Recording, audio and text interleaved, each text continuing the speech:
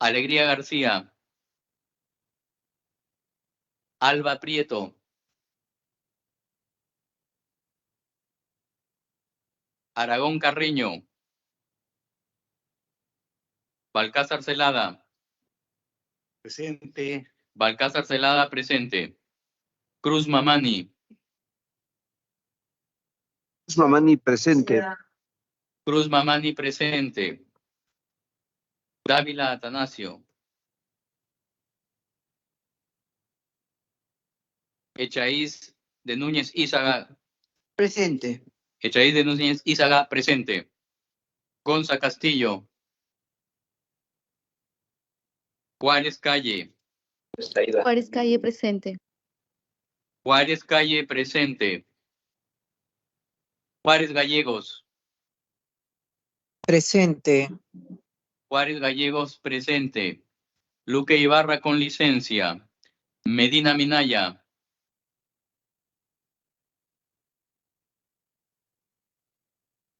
Morante Figari. Perdón. Morante Figari, presente. Medina, presente, por favor. Medina Minaya, presente. Morante Figari, presente. Paredes González. Paredes González, presente. Buen día. Paredes González, presente. Torres Salinas.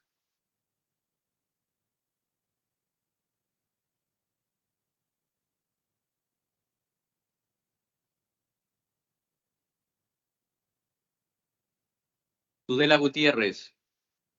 La congresista Alba Prieto está por el chat presentando su asistencia. Ventura Ángel. Vergara Mendoza. Yarrow Lumbreras.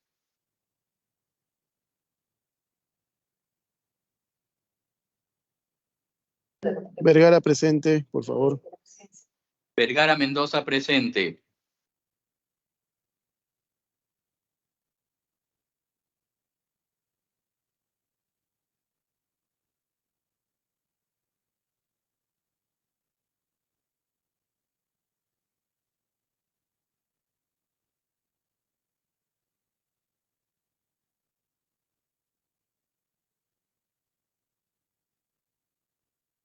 El congresista Ventura está señalando su asistencia por el chat. Hay 13 congresistas presentes, señora Presidente. Tenemos quórum, podemos empezar la sesión. Señor secretario técnico, congresista Muñante, presente. Perfecto, congresista Muñante. Bien, gracias, secretario técnico. Contando con el quórum reglamentario, se da inicio a la cuarta sesión ordinaria semipresencial de la Comisión de Justicia y Derechos Humanos con la agenda que se ha entregado oportunamente. Se deja constancia de la licencia de la congresista Ruth Luque Ibarra. Pasamos al primer punto de la agenda, aprobación del acta. Se da cuenta a los señores miembros de la comisión que el acta de la sesión del 20 de septiembre del 2023 ha sido aprobada con dispensa de su lectura en la sesión de esa fecha para poder tramitar los acuerdos aprobados. Sin embargo, la copia de dicha acta ha sido enviada a sus correos. Siguiente punto de la agenda, sección despachos. Tenemos documentos recibidos y enviados. Se ha enviado por correo electrónico a todos los congresistas, miembros de esta comisión, una relación conteniendo la sumilla de los documentos enviados y recibidos para su información desde el 18 de septiembre al 3 de octubre del presente año. Con respecto a los proyectos de ley ingresados a esta comisión, han ingresado a nuestra comisión 20 proyectos de ley cuya sumilla figura en la agenda que se ha enviado oportunamente a cada uno de los integrantes de esta comisión para su conocimiento vía correo electrónico. Pasen los referidos proyectos de ley a la Secretaría Técnica de la Comisión para que sigan su trámite correspondiente. Siguiente punto de la agenda, informes. Informe de la Presidencia. La Presidencia informa que se ha recibido el oficio 892-2023-2024-ADP-M/CR, firmado por el señor Giovanni Forno Flores, oficial mayor del Congreso de la República, haciendo de nuestro conocimiento que el Consejo Directivo del Congreso, en su sesión realizada el 18 de septiembre del 2023 y con dispensa del trámite de sanción del acta, acordó tramitar a la Comisión de Justicia y Derechos Humanos la moción de orden del día suscrita por el congresista Jorge Alfonso Marticorena Mendoza, mediante la cual propone constituir una comisión especial multipartidaria de acuerdo al artículo 68 del Reglamento del Congreso de la República, encargada de realizar seguimiento y formulación de propuestas en materia de violencia contra niños y adolescentes y tratamiento de menores infractores a la ley penal, con la finalidad de contribuir al fortalecimiento de la seguridad ciudadana. Al respecto, se da cuenta que se ha remitido el oficio 196-2023-2024 de la Comisión de Justicia de fecha 29 de septiembre, solicitando al oficial mayor nos precise si el encargo del Consejo Directivo que acordó tramitar a la Comisión de Justicia y Derechos Humanos la moción de orden del día 7667 debe ser tramitada directamente o requiere aprobación previa del Pleno conforme al artículo 68 del Reglamento del Congreso de la República. Bien, si algún congresista desea hacer uso de la palabra para que brinde algún informe. Si no hay informes, pasamos a la siguiente estación de la agenda, pedidos. Se ofrece el uso de la palabra a los congresistas que desean hacer algún pedido. Sí, congresista. Presidenta, habla el congresista Esdras Medina. Presidenta, para pedirle que en la comisión está el proyecto de ley 4866/2022R que titula Ley que propone la construcción del penal de máxima seguridad de Macusani de fecha de presentación del 3 de mayo del 2023. Le pediría por favor que se pueda agendar o en todo caso me pueda dar la oportunidad de poder en una próxima sesión exponer este proyecto de ley. Muchas gracias, señora presidenta. Congresista Esdras Medina, ¿puede repetir el número del proyecto, por favor? Sí, el proyecto de ley es 04866-2022CR. Ok, muchas gracias, congresista Esdras.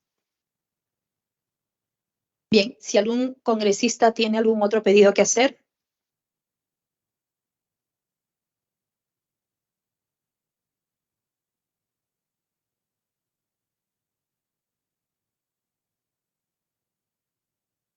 No habiendo ningún otro pedido, pasamos al quinto punto de la agenda, orden del día. Como primer punto del orden del día. La palabra, presidenta. Colega congresista Paredes González, disculpe, usted tiene el uso de la palabra. Gracias, presidenta. Solamente para poner en autos, porque me imagino que en la documentación que usted ha recibido y que se ha revisado en la legislatura anterior, se estuvo trabajando una revisión integral sobre la ley del notariado. Se nos había dado una responsabilidad sobre este trabajo. Entonces, yo quisiera plantear que si se puede poner en orden del día o en la siguiente sesión la continuidad de este grupo de trabajo donde estábamos con otros congresistas como la doctora Gladys Echaíz y otros, el congresista Morante, para que se haga el acuerdo de la continuidad, porque ya se había aterrizado en un dictamen, pero se acordó como Comisión de Justicia hacer una revisión y con participación de actores, y estuvieron los representantes del Colegio de Notarios, Colegio de Abogados. En conclusión, presidenta, para que se considere, no sé si en el orden del día de hoy o en la próxima semana, ver la continuidad de este grupo. Gracias. Gracias, congresista. Sí, vamos a tomarlo en cuenta para la siguiente semana, para la siguiente sesión, congresista Alex. Bien, si algún otro congresista desea... Ok, si algún otro congresista desea hacer algún pedido. Bien, Pasamos entonces al quinto punto de la agenda, orden del día.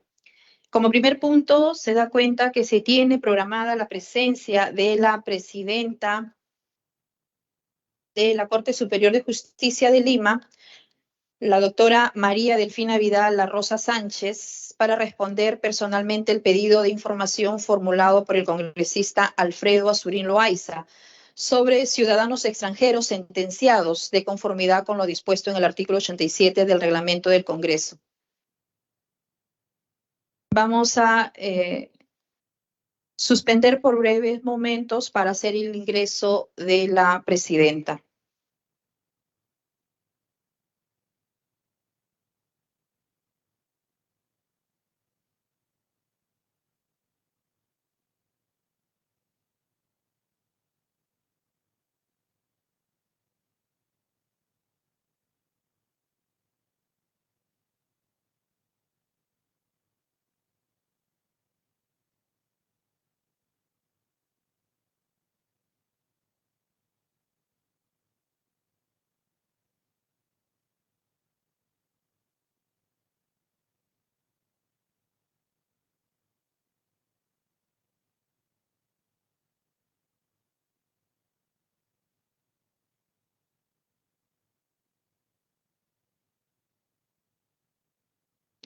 Bien, se reanuda la sesión. Ya tenemos la presencia de la doctora María Delfina Vidal La Rosa Sánchez, quien es presidenta de la Corte Superior de Justicia de Lima.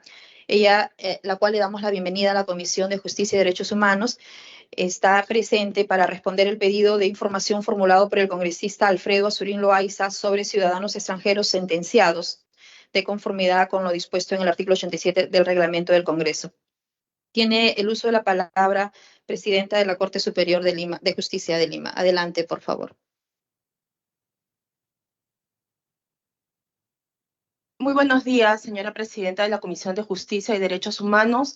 Muy buenos días, señores y señores congresistas de la Comisión de Justicia antes mencionada.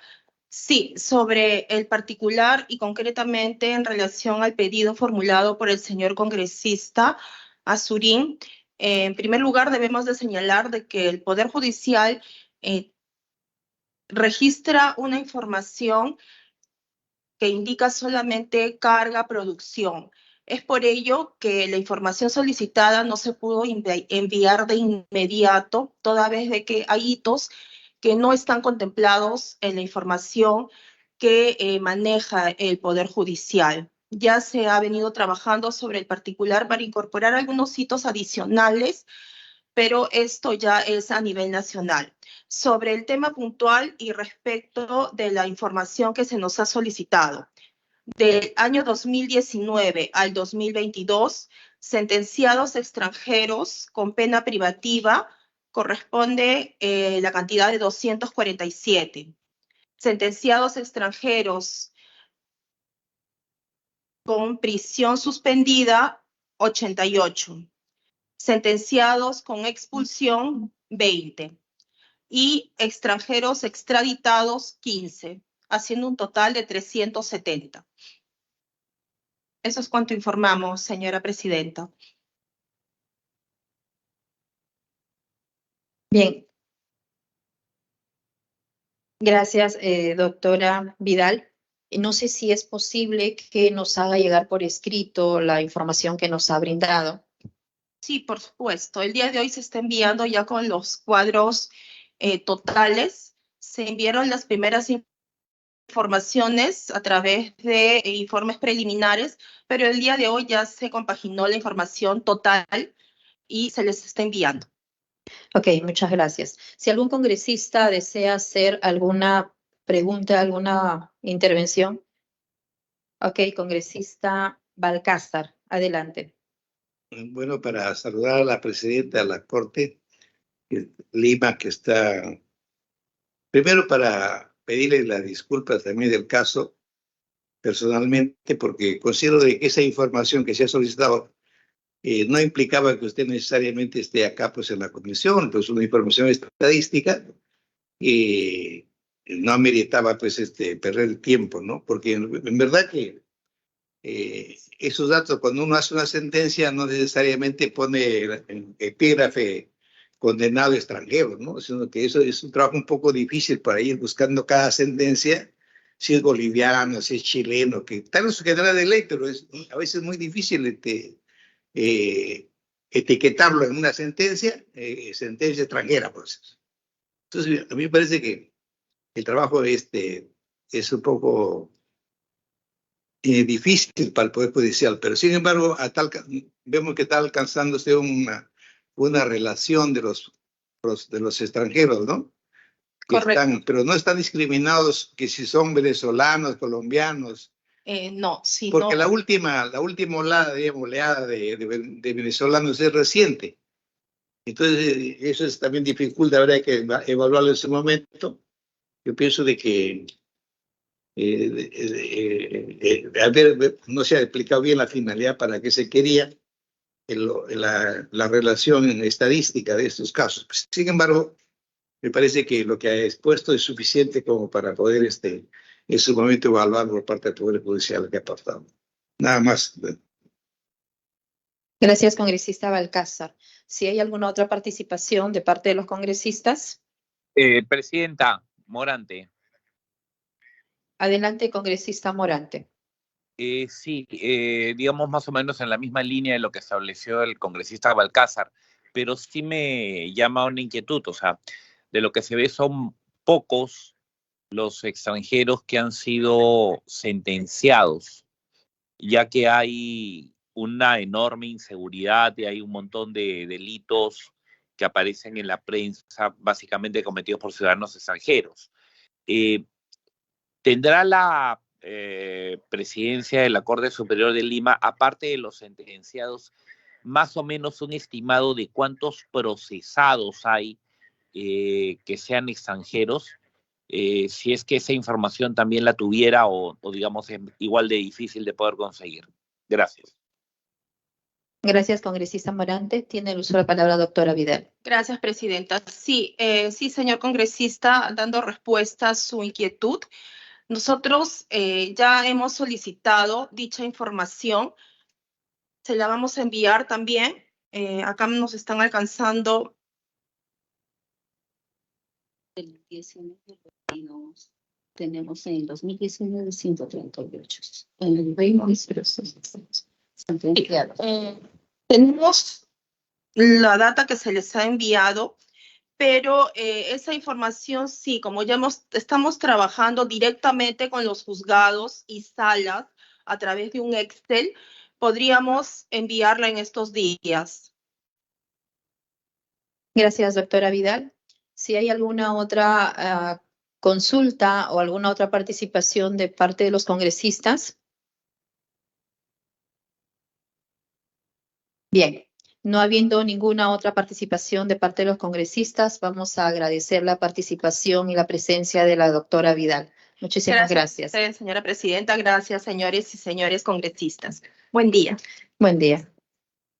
Se suspende la sesión para despedir a la presidenta de la Corte Superior.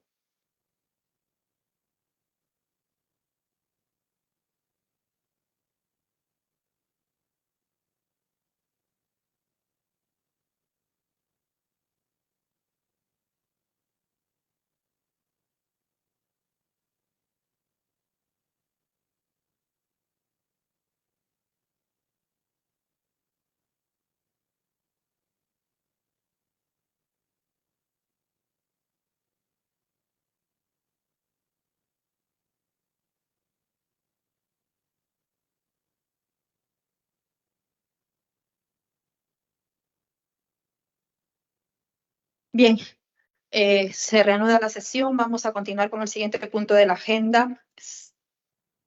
5.2. A continuación vamos a tener la presentación y el debate del predictamen recaído en el proyecto de ley 5138/2022-CR.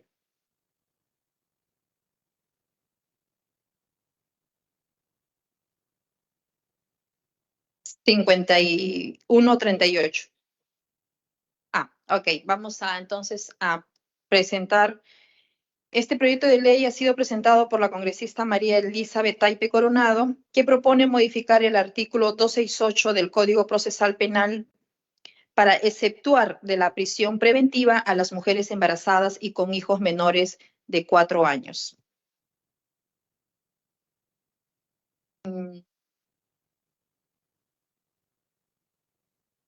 Ya es el predictamen, congresista Balcázar. Es predictamen. Lo que se está presentando en la pantalla es el predictamen ya, que predictamen recaído en el proyecto de ley 5138 de la congresista Elizabeth Taipe Coronado. Ya, eso es lo que vamos a ir a exponer en estos momentos. Bien.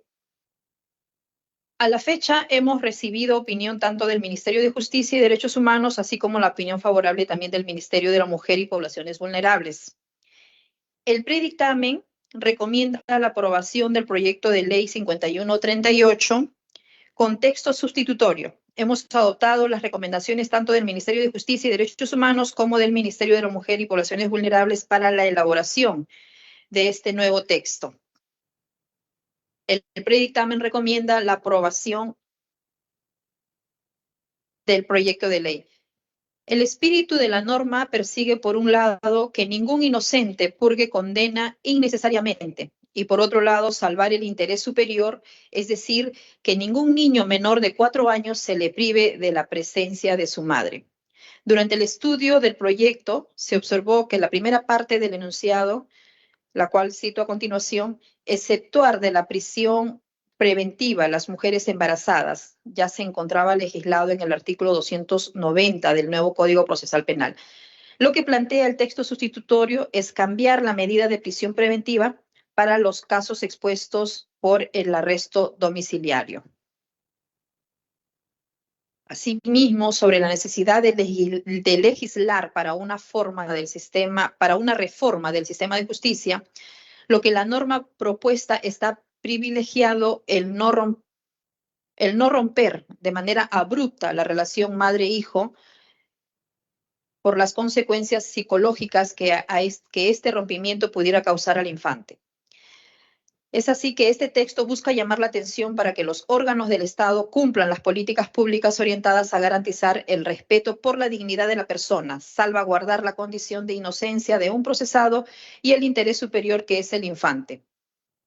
Existe literatura comparada de la región que legisla en el sentido de dar arresto domiciliario a las mujeres embarazadas o madres con hijos infantes, tales como Argentina, Bolivia, Colombia, Costa Rica, Ecuador y demás países que ustedes pueden observar en la pantalla.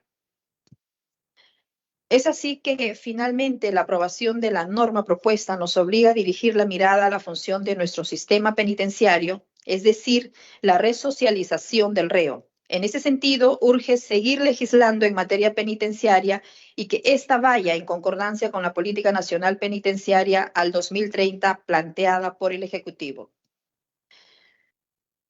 Este presente dictamen tiene un artículo único, la cual modifica el artículo 290 del nuevo Código Procesal Penal del Decreto Legislativo 957. Se propone que se modifique el artículo 290 del nuevo Código Procesal Penal del Decreto Legislativo 957, incorporándose el literal E al numeral 1 en los siguientes términos.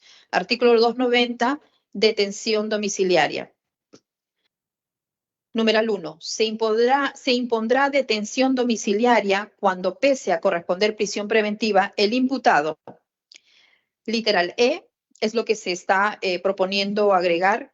Es una madre con hijos menores de 4 años de edad. Bien, si algún congresista quiere hacer uso de la palabra, puede hacerlo en estos momentos. Adelante, congresista Gladys. Gracias, presidente.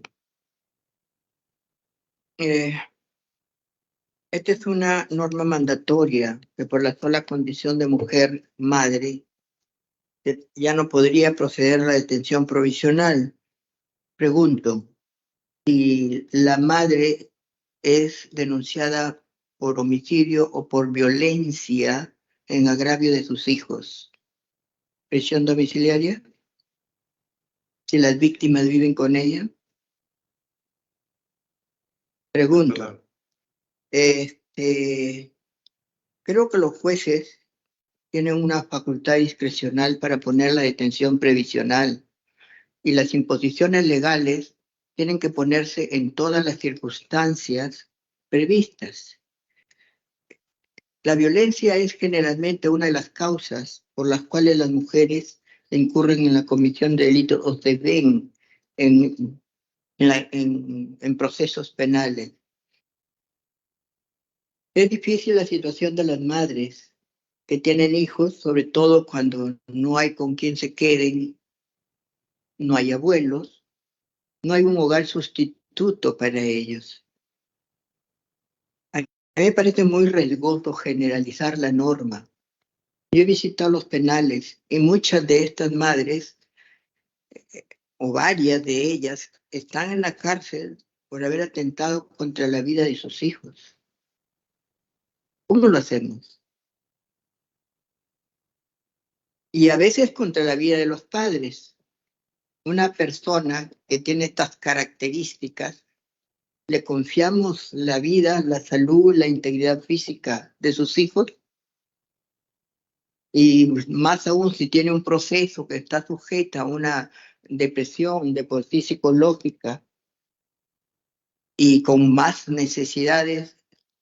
Yo no sé si esto ha sido debidamente estudiado y consultado tal vez con algunos psicólogos u otros especialistas, aun cuando veo que hay informes favorables, pero con mucha ligereza.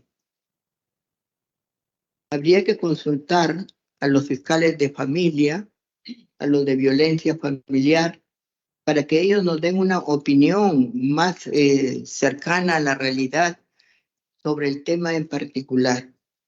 Yo tengo aquí algunos reparos en cuanto a estos, de esto se trata. Las mujeres embarazadas, por ejemplo, sí a veces le dan una medida de esta naturaleza, pero ni bien nace el niño, se lo quitan. Por seguridad, por el interés superior del niño que hoy se pretende proteger con esta norma. La realidad es muy variada, las causas generadoras del delito son distintas, las víctimas también, pero cuando de proteger a los niños se trata, hay que tener mucho cuidado. Lo digo por la experiencia tenida, que en algún momento he trabajado el tema de menores desde la judicatura y desde la fiscalía misma.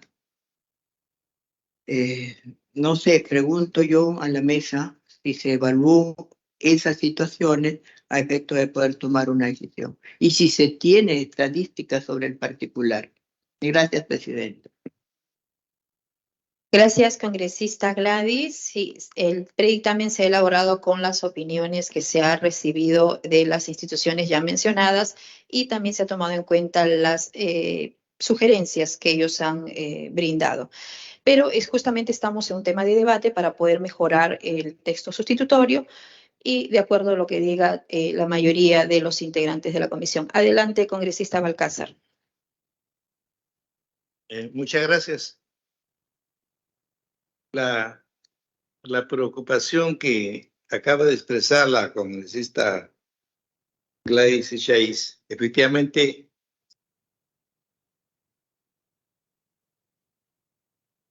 adelante, congresista Balcázar. Efectivamente, amerita que se reflexione sobre este tema, porque agregar eso es una madre con hijos menores de 4 años de edad, en realidad pues suena obviamente a algo de justicia popular, de humanidad, de todas esas cosas, ¿no? Pero cuando se encuentra uno frente a casos ya judicializados de graves delitos, ¿ya? Entonces ahí habría que pensar bien, pues, porque no es tan fácil como para poder hacerle ese agregado. Podría también ser de 6 años los hijos, etcétera, etcétera, son siempre menores. Incluso en las cárceles, por ejemplo, hay presas detenidas con hijos muy menores a 4 años. Entonces, habría si ella también diría, entonces me acojo a la ley, quiero que me saquen, no obstante, que vienen sufriendo detención por terrorismo, por crimen organizado, delitos graves.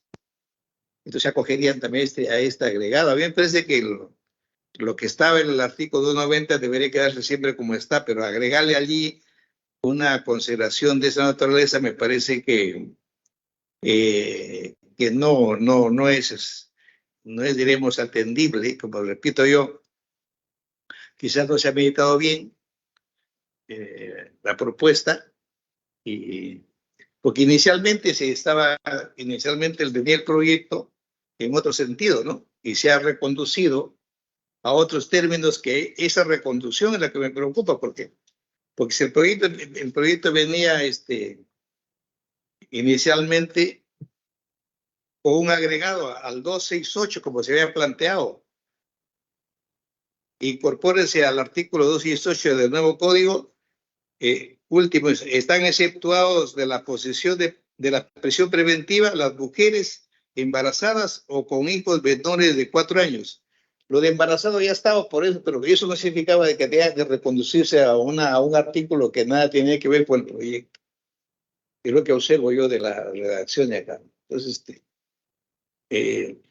pues yo decía que pareciera que no, lo que lo han conceptuado este proyecto no había revisado el código, porque al final se ha tenido que sacar una especie de sustitutorio donde estamos analizando y que lo han reconocido al artículo 90.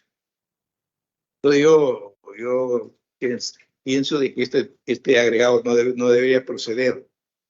Sin embargo, es una modesta opinión, dejo a la mayoría de los congresistas que opinen sobre el particular. Muchas gracias, presidente. Gracias, congresista Balcázar. Tiene el uso de la palabra el congresista Morante.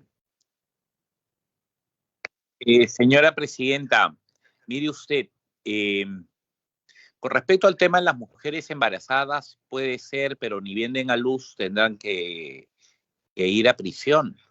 El tema es el siguiente. Ya el día de hoy, como bien señala el congresista Balcázar, las madres que incluso dan a luz en el penal o que tienen niños menores pueden estar con los niños en el penal. Ciertamente es grave y está mal que los niños estén ahí, ¿no? Pero creo que muchos de estos informes que también han sido emitidos, ya sea por el Ministerio de Justicia o el Ministerio de la Mujer, es que pretenden evadir también la responsabilidad que tiene el Estado, en particular el Ministerio de la Mujer, ya que, digamos, ellos a través de INAVIF deberían de poder hacerse cargo de estos casos, ¿no? De estos niños, ¿no? O digamos, de los instrumentos que tiene el Ministerio de la Mujer para ver la posibilidad de darles una mejor ubicación a estos menores frente a una situación como esta.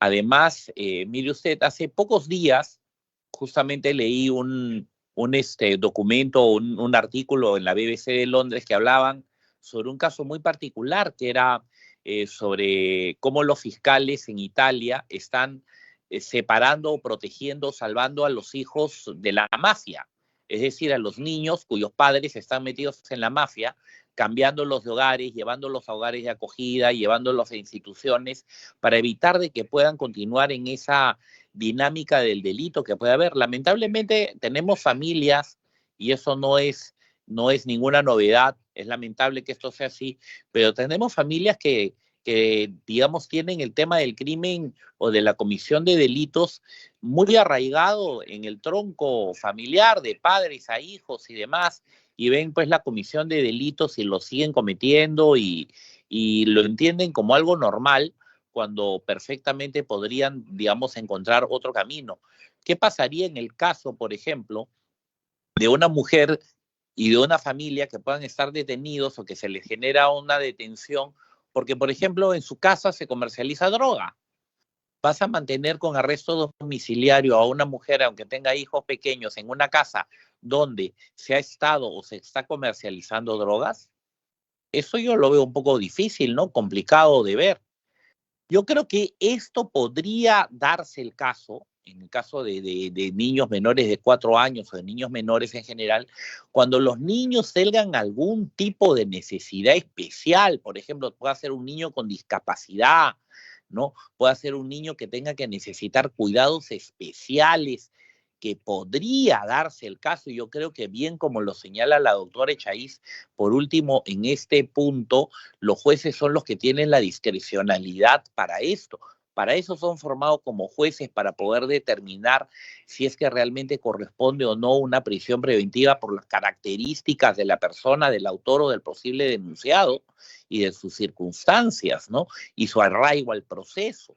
El hecho de tener un hijo menor de 4 años para que no vayas a cumplir una prisión preventiva y que te mantengas con arresto domiciliario frente a los enormes problemas de seguridad ciudadana que tenemos el día de hoy, ¿tenemos los agentes necesarios para poder cubrir con esta necesidad de resguardo? No creo. Tenemos ya serios problemas de déficit de efectivos policiales. Y sabemos perfectamente que lamentablemente muchos de estos arrestos domiciliarios no son tales. Ya hemos tenido N casos en el Perú donde se les ha dictado arresto domiciliario y las personas han ido haciendo más o menos lo que quieren. Creo, señora presidenta, que esto de acá tiene que ser reevaluado y que entiendo, digamos, de una u otra manera la buena voluntad del autor o de la autora en este caso, pero me parece que en aquellos casos donde exista, por ejemplo, una muy especial necesidad del menor por tener algún tipo de discapacidad que haga imposible que la madre se aparte de él por el apoyo que le tiene que dar, tal vez podría pensarse en algo así, pero de otra manera lo considero poco viable, ¿no? Yo creo que esto debería ir a un cuarto intermedio para poder, digamos, evaluarse mejor. Y honestamente considero pues que el Ministerio de la Mujer lo que está haciendo acá es simple y llanamente evadiendo su responsabilidad, ¿no? Porque es responsabilidad de ellos justamente velar por el mejor bienestar del niño y no necesariamente puede ser el mejor bienestar del niño estar con una familia que evidentemente, digamos, si es que se le está dictando un mandato de prisión preventiva, es porque hay elementos de convicción de la comisión de un ilícito penal, ¿no? No se le dicta un mandato de detención a alguien y sobre todo ahora con un código tan garantista, no se le dicta la prisión preventiva a nadie así nomás por las puras. O sea, efectivamente tienen que haber habido elementos de convicción bastante sólidos para poder dictar una prisión preventiva. Entonces, creo que definitivamente esto tiene que ser revisado, señora presidenta. Gracias. Gracias, congresista Morante. Tiene el uso de la palabra la congresista Esmeralda Limache. Gracias, señora presidenta. Saludar otra vez suyo a los colegas y a los que se encuentran de forma virtual. Acerca del predictamen, se cuenta con la opinión, ¿no?, del Ministerio de Justicia, que, bueno, lo de la prisión domiciliaria para las embarazadas sí está regulado. E indica incluso, ¿no?, que se debe de mejorar las condiciones penitenciarias para las otras madres de familia. Y en esto vendría esta mejora, estimo yo, porque solamente es exceptuar, dice, ¿no?, modificar el artículo 268 del Código Procesal Penal para exceptuar de la prisión preventiva, solamente en los casos de prisión preventiva, a las mujeres embarazadas y con hijos menores de 4 años. Ustedes saben que en la actualidad en los penales hay mujeres que ya están en otra etapa de su proceso, ¿no?, ya están con sentencia y viven con sus menores. En este caso es prisión preventiva e incluso el Ministerio de la Mujer ha opinado a favor. Así que considerando el interés superior del niño y la importancia del apego en el desarrollo infantil, yo estimo de que este predictamen sí es viable y traería mejoras, ¿no? Nuevamente repito, es en el caso de prisión preventiva, ¿no? Todavía la madre de familia no está sentenciada, ¿no? Entonces, yo que estimo de que sí es una mejora, porque el sistema penitenciario actual es complejo, ¿no? Es complejo y yo estimo de que con esta medida se va a favorecer al interés superior del niño. Gracias. Gracias, congresista Limache. Tiene el uso de la palabra la congresista Tudela. Muchas gracias, presidenta. Yo coincido plenamente con lo señalado por los congresistas que me han antecedido. Creo que es importante que situaciones como estas sean evaluadas caso por caso. No podemos tener una regla que aplique por default sin analizar el tipo de delito, por ejemplo, por el cual se está acusando a una persona. ¿Qué sucede si, digamos, resulta que una madre está siendo acusada por violación o por abuso sexual contra su hijo? ¿La vamos a mandar a su casa con su hijo? Creo que tiene que haber un análisis caso por caso. No podemos aprobar, digamos, una regla a ciegas que aplique para todo el mundo sin tomar en cuenta las consideraciones del caso en concreto. Entonces, creo que se tiene que reevaluar esta propuesta. Gracias. Gracias, congresista Tudela. Adelante, congresista Patricia Juárez. Sí, gracias, presidenta. En el mismo sentido, efectivamente es un proyecto que seguramente tiene buena intención al planteárselo, pero vemos que el Ministerio de Justicia lo declara no viable y además por como para señalar que por qué 4 años, por qué no 5, por qué no 6, y muy bien lo señalado por el congresista Morante en el sentido que tal vez podríamos ir a los casos de las madres que tienen niños con discapacidad severa y que no han sido condenadas por algún delito que tenga que ver o que ponga en peligro la vida del niño.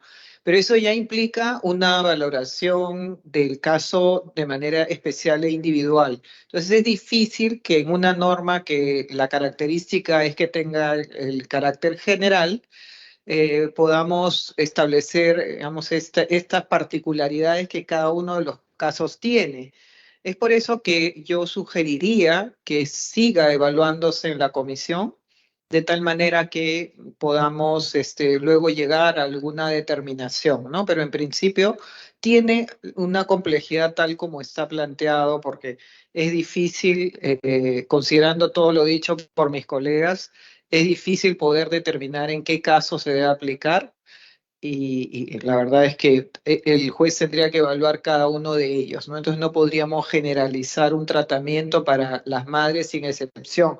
Por ejemplo, también podríamos agregar, si es que quisieras, vamos, que este tema siga adelante, cuando se trate de madres que tengan a sus hijos bajo su cuidado, porque acá también se plantea de una manera general, ¿no? Madres con hijos menores de 4 años. O sea, yo puedo ser madre con hijos menores de 4 años, pero mis hijos los tiene el padre o los tiene cualquier otra persona, no están bajo mi cuidado. Entonces, esas son cosas que nos hacen, digamos, tener cierta incertidumbre sobre el planteamiento de esta propuesta. Gracias. Gracias, congresista Patricia. Efectivamente, si bien es cierto la preocupación, como se ha planteado con respecto a que si hay mujeres o madres de familia que son o que han asesinado o que han cometido ciertos delitos de grado tan intensos que realmente no merecerían aplicar a estos beneficios, por decirlo así. Pero también, por otro lado, es cierto que existen muchas, de repente, otras madres en una situación que no están en esa misma situación que una asesina o de repente un narcotraficante.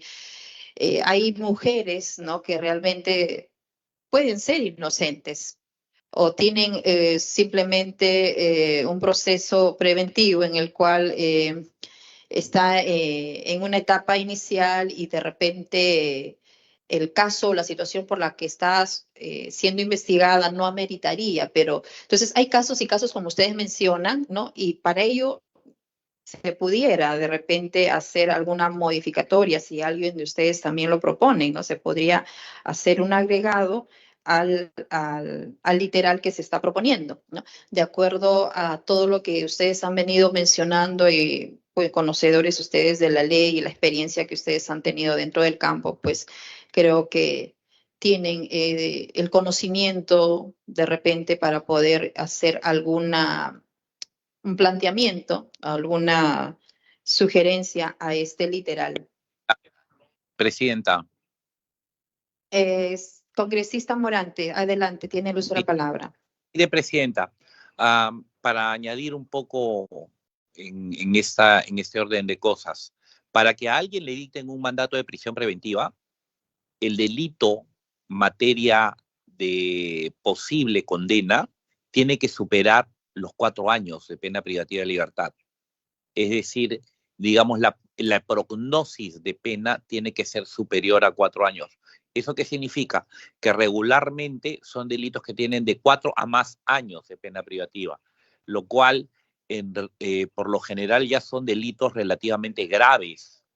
Y como le dije hace un momento, los procesos penales ahora, con el código tan garantista que tenemos, implican que tienen que haber realmente elementos de convicción de la posibilidad de la comisión de un delito.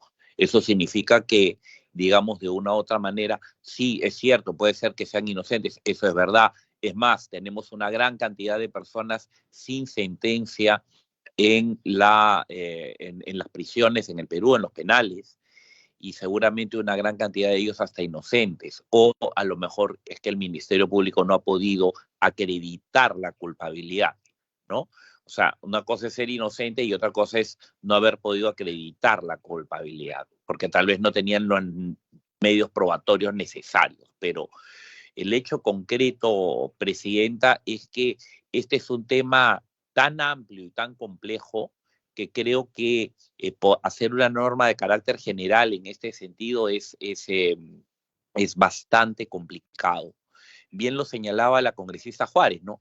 Que los niños tienen que estar a cargo de la madre, porque, claro, por supuesto, pueden haber madres que sí tienen hijos de 1, 2, 3, 4 años, pero que ni se ocupan de ellos, ni los ven, ¿no? Ni siquiera viven con ella, pero, digamos, documentadamente son madres de ellos, ¿no? O sea, formalmente lo son. O sea, ellas te podrían beneficiarse de esto, ¿no?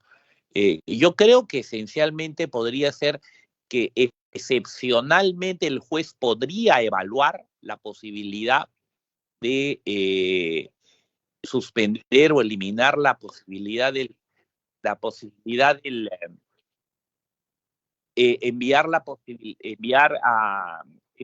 evitar el mandato de prisión preventiva, evitar el mandato de prisión preventiva en tanto se traten de hijos que no se encuentran, digamos que se encuentran a cargo de la madre, pero que tienen una discapacidad severa que necesitan algún tipo de apoyo especial. Pero más allá de eso, yo creo que es imposible, Presidenta, es difícil poder plantear una situación como esa. Y como le digo, creo que ahí el Ministerio de la Mujer está está evadiendo su responsabilidad, porque por último, frente a madres que han cometido ilícitos y que están en esta condición o en esta situación, es el Ministerio de la Mujer quien tendría que entrar a actuar a través del INAVIF y otros organismos que ellos tienen, ¿no? Muchas gracias.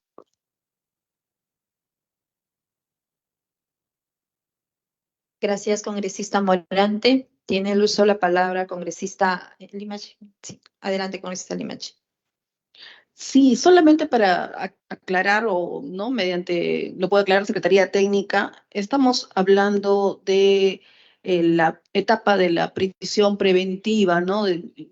Yo desconozco, no soy abogada, pero lo que indica el predictamen es para efectuar de la prisión preventiva. La prisión preventiva es hasta los 36 meses y no queremos que nuestros niños por una prisión preventiva pasen del penal este periodo de tiempo, ¿no? Y pasen a tener prisión domiciliaria. Quizás en atención a lo que indican la congresista Tudela, la congresista Chaiz, se podría quizás incorporar algún articulado, ¿no? Una disposición señalando que en el caso de las madres con hijos menores de 4 años se impondrá prisión preventiva cuando se trate de delitos en agravio de los menores en cuestión o algo así. En todo caso, sí, pues tendríamos que pasar a cuarto intermedio para que se pueda estudiar, ¿no? Mayor.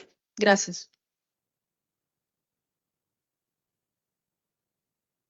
Bien, colegas congresistas, a pedido de la congresista Limache, para un mejor estudio, está solicitando que pase este predictamen a cuarto intermedio.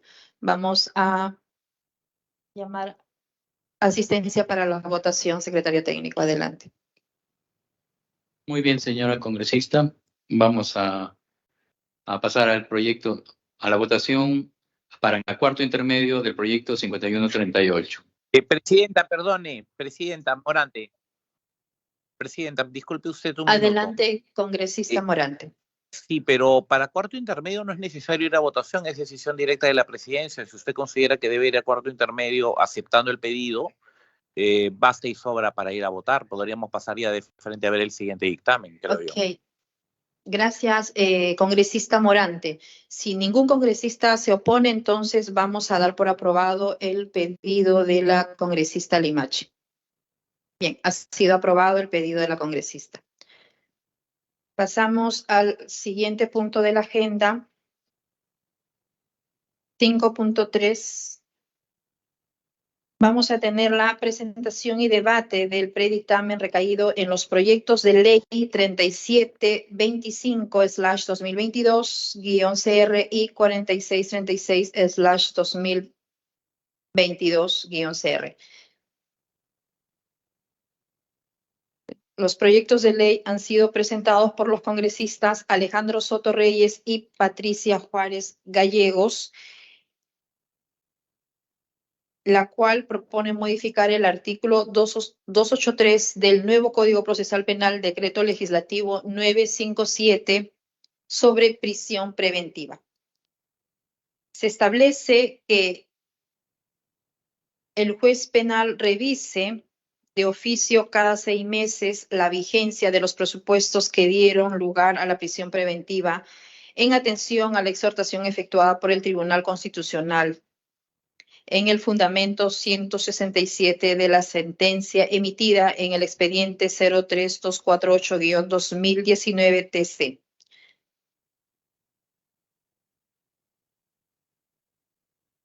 La comisión propone un texto sustitutorio agregando el proceso para aplicar el cambio indicando la participación del Ministerio Público, así como la posibilidad de apelación de la medida, el cual quedará redactado de la siguiente manera. Artículo 1, incorporación del artículo 283A al nuevo Código Procesal Penal, Decreto Legislativo 957. Artículo 283-A, revisión de oficio de la prisión preventiva.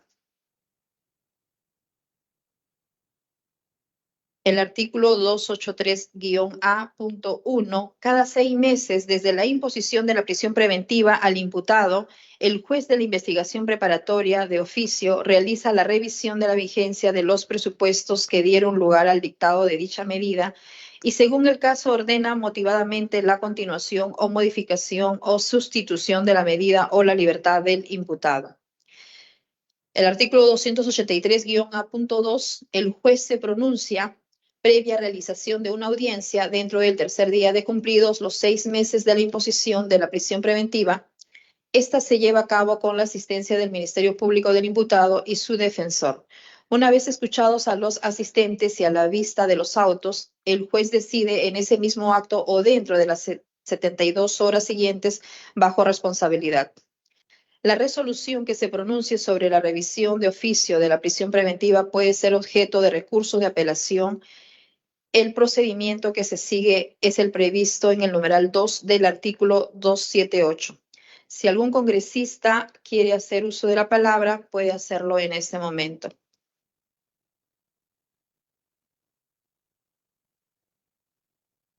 Congresista Echaíz, tiene usted el uso de la palabra. Gracias, presidente. Para disponer la cesación de la prisión preventiva, deben haberse producido algunos hechos que hagan variar la decisión inicial que adoptó el juez en un proceso cualquiera. Lo que significa que hay probanza. Si el juez de oficio va a revisar todas las detenciones preventivas, ¿de oficio va a buscar la prueba? El titular de la acción penal y el que pide la detención es el fiscal. En razón de la investigación que tenga y de los medios que vaya acopiando en el curso de la investigación preparatoria. La carga procesal de los jueces no es mínima. Es tan grande que los procesos duran años en terminar, y eso es público. Tendrían que duplicarse el tiempo de las investigaciones para que el juez pueda revisar todas las detenciones preventivas que haya impuesto. Pero una cosa guarda relación con la otra. Esto demanda una probanza por el juez. El juez no es encargado de probar nada. Quien prueba es el fiscal o quien lo pide, ¿no? Lo que se tiene que determinar en estos casos es que existen nuevos elementos de convicción que demuestren que no concurren los motivos que determinaron la imposición de la medida. ¿Quién va a actuar eso? Si es de oficio, tendría que hacerlo el juez. Y luego irse a una diligencia donde va a tener al fiscal y al abogado de la parte agraviada en la audiencia. Nuevamente estaremos en audiencias de día, y esto es un incidente que se trabaja paralelamente al expediente principal.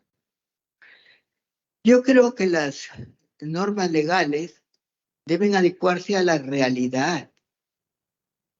Puede ser bueno, o sería ideal que los jueces pudieran revisar de oficio cada vez las decisiones que dieron, por si acaso se hayan equivocado. Pero ¿en base a qué toman esa decisión?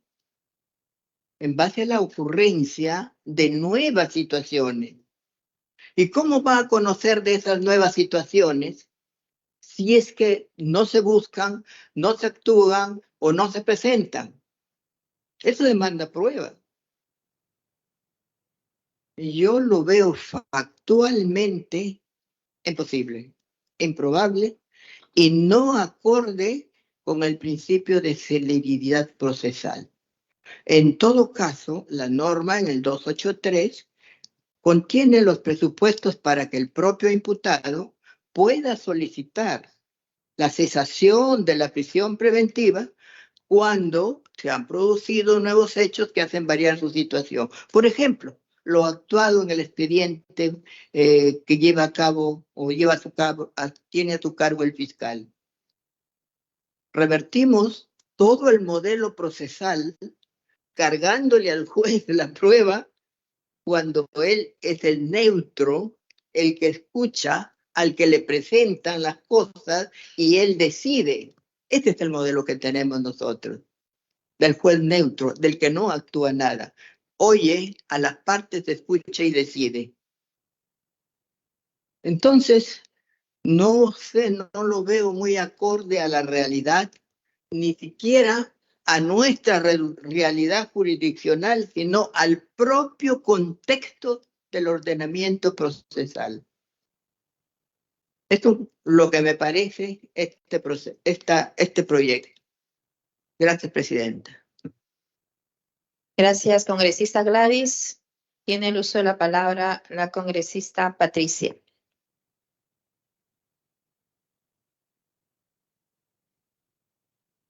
Gracias, Presidenta. Señora Presidenta, este proyecto de ley lo que propone es incorporar al nuevo Código Procesal Penal la revisión periódica de oficio de la prisión preventiva.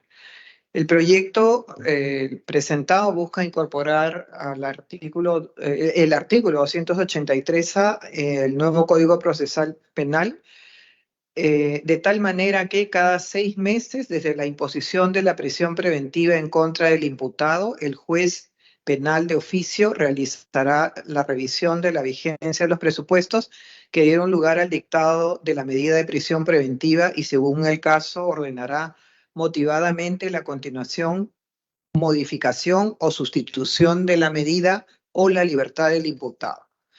La actual norma procesal solo prevé que sea el imputado el que impulse de parte la cesación de la prisión preventiva dictada en su contra y no menciona que el juez sea quien pueda actuar de oficio. Existe una sentencia del Tribunal Constitucional.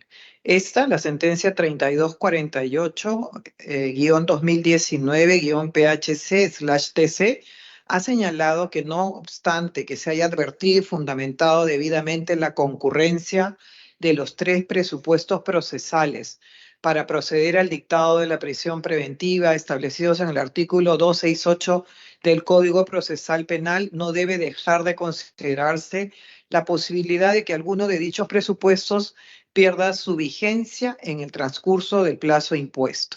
Por ello, en la eventualidad que ello ocurra, supondría que la propia medida de carácter provisional pierda sustento jurídico y, por tanto, debiera dejarse sin efecto. El fundamento 167 del expediente mencionado, el expediente 3248, señala de manera literal: se explicite normativamente el deber del juez penal o de garantías, me parece que es, por esta sentencia del 2019, de realizar la revisión periódica de oficio de la vigencia de los presupuestos que dieron lugar al dictado de la medida de prisión preventiva cada 6 meses desde la imposición de la misma. Este fundamento 165 del Tribunal Constitucional ha sugerido que en aplicación del control de convencionalidad, los jueces de la investigación preparatoria deben realizar la revisión periódica de oficio de la vigencia de los presupuestos que sustentaron en su momento el dictado de una medida de prisión preventiva en contra del imputado. Ello nos lleva a determinar que resulta necesario modificar las normas procesales vigentes y llevarlas a los estándares internacionales, dando la posibilidad jurídica al juez de actuar de oficio a fin de resolver una situación evidente referida a la prisión preventiva de un interno. Antes de someter a votación, solicito, señora presidenta, que se modifique el primer párrafo del artículo 283A, quedando redactado de la siguiente forma. 283A, revisión de oficio de la prisión preventiva. 283 de la prisión preventiva. Cada 6 meses desde la imposición de la prisión preventiva al imputado, el juez de la investigación preparatoria de oficio realiza la revisión de la vigencia de los presupuestos que dieron lugar al dictado de dicha medida y, según el caso, ordena motivadamente la continuación, modificación o sustitución de la medida o la libertad del imputado.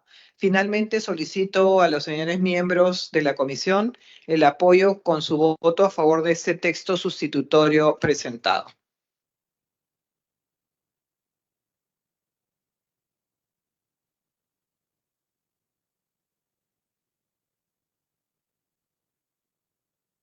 Gracias, congresista Patricia. Tiene el uso de la palabra congresista Balcázar.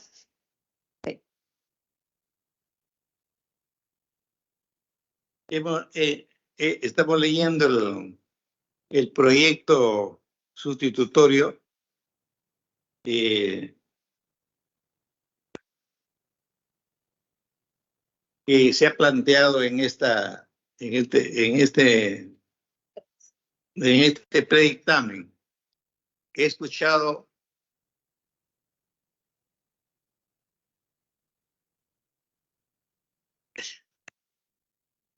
también la gran defensa del proyecto de nuestra querida amiga y abogada de justicia como la doctora Patricia. Pero el tema viene por el modelo, no tanto por la sentencia del TC. El TC tiene que analizarse dentro del contexto del modelo acusatorio. Entonces, si rompemos el modelo, habría que decirlo también acá, porque si el juez ha evaluado la prueba que le aporta el Ministerio Público y se supone que lo ha hecho consensuadamente, estamos hablando de hechos graves, más de 4 años de pena privativa. Entonces, el modelo dice que el fiscal tiene a cargo la carga de la prueba. Entonces, sería una cosa como que Vidaurre contra Vidaurre. O sea, yo pues evalúo la prueba que me aporta y digo efectivamente que son pruebas de cargos graves y yo ordeno detención. Y de oficio me va a convertir en un fiscal que digo, no, es que voy a revisar, de repente me he equivocado o algo así, ¿no? Me he equivocado y voy a ver. No, yo creo que eso no sería la idea. La idea sería en todo caso que si hay pruebas que se aportan por parte del imputado, porque el imputado sí puede pedir la revisión. Entonces, si el imputado dice, inclusive cargarle al fiscal, si el fiscal tiene una obligación, si encuentra una prueba de descargo, debe aportarla. Como en Estados Unidos, es su obligación bajo pena de sanción al Ministerio Público, que si en el transcurso de investigación encuentra pruebas de descargos, debe inmediatamente dar cuenta o aportarlos al juez. Entonces, quiere decir eso que si el código nos permite esa posibilidad de que el diputado lo solicite, y no porque se le ocurra solicitarlo, sino porque considera que hay una prueba que hay que revaluarlo. Entonces el juez dice, efectivamente, voy a revaluarlo, como está previsto acá. Pero de oficio rompería, yo diría, o sea, el modelo acusatorio. El juez no podría jamás hacer eso. Y encima de que él dice que en el primer artículo, el 263A1, no lo tiene en consideración el Ministerio Público. Recién lo va en el punto 283.2, recién va a entrar a tallar el Ministerio Público, cuando ya el juez ordenado. Yo siempre he pensado, señora presidenta, señorita presidente, de que este artículo de las detenciones, así como están las cosas ahora, para que no se diga que el Ministerio Público convierte al juez en una mesa de partes, le pide prisión preventiva y el juez se lo da. Entonces lo que habría que hacer más bien es pensar en que ahora, como en Lima y frente a la criminalidad organizada, todas las detenciones de prisión preventiva debería darlo no un juez, sino un colegiado. Son 3 cabezas que pueden pensar mejor para evitar esos problemas. Ahora no, porque solamente una persona, ¿no es cierto? Un juez da la detención preventiva. Y si nosotros pusiéramos 3 jueces colegiados, no habría ningún problema porque hay mayor garantía. La otra posibilidad era como Uruguay, de que frente a cuando no hay jueces colegiados, el juez lo consulta la resolución de prisión preventiva antes de dar la privación de libertad. Entonces son modelos que me parece a mí que se pueden también trabajar, pero yo quisiera que este proyecto se podría reconducir a la idea de que no se puede revaluar la prueba así de oficio. ¿Ya? No se podía revaluar la prueba de oficio. Tenía que entrar a tallar el Ministerio Público si encuentra, o a pedido del diputado, ¿no?